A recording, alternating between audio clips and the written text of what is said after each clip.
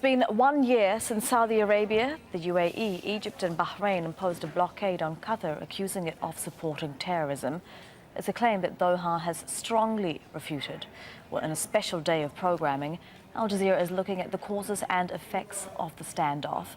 We spoke to Foreign Minister Mohammed bin Abdul Rahman Al Thani, who says Qatar won't make any compromises, and in particular to the latest reports of threats of military action by Riyadh. First of all, just let us make it very clear that the purchase of any military equipment is a sovereign decision, which no country has anything to do with. So there is no legitimate grievance behind this letter and threatening Qatar. It's violating the international law. It's violating all the international norms. And the most importantly, it's violating the GCC charter, which is the countries of the GCC should not launch any attack against each other.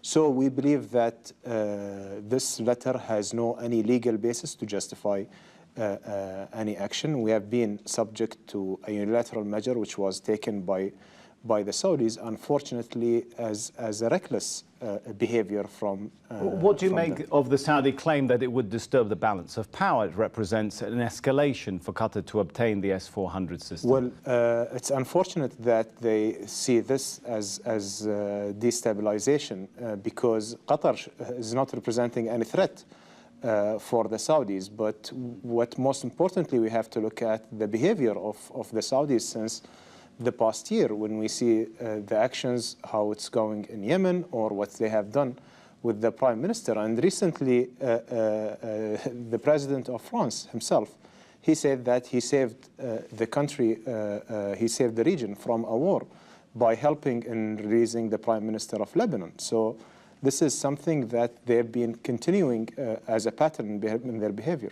According to the information you have, do you believe this report in the press that the Saudi king really made this threat? Do you think it's credible? Well, we are seeking for a formal confirmation from the French government. And have you received any response? What have they said to you? The response should be tomorrow.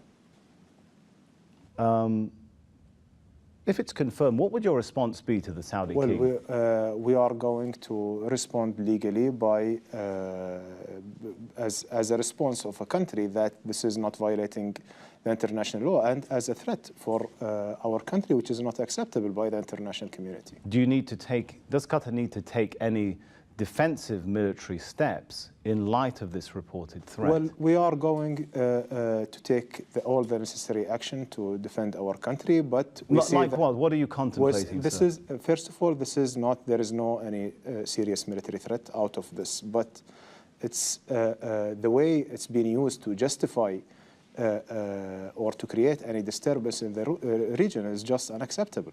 So Qatar is going to treat this the same way we have treated the illegal blockade. We are going to seek all the international fora to make sure that this behavior is not repeated. Will Qatar go ahead and buy the S-400 missile system, or are you at all rethinking that in light of these reported threats against? Well, Qatar made all the options open for its defense procurement. So we are seeking the best quality to defend our country, and we have all the options open for this. So it's possible that you may not need to buy the S-400? Is that what you're saying? This is subject to the evaluation of the military people. It's not a decision which will be taken in light of a letter of a threat. So that threat has absolutely no bearing, no political bearing on the decision on whether... Well, Qatar remained independent country and it's protecting its independence. Will not be subject for any compromisation.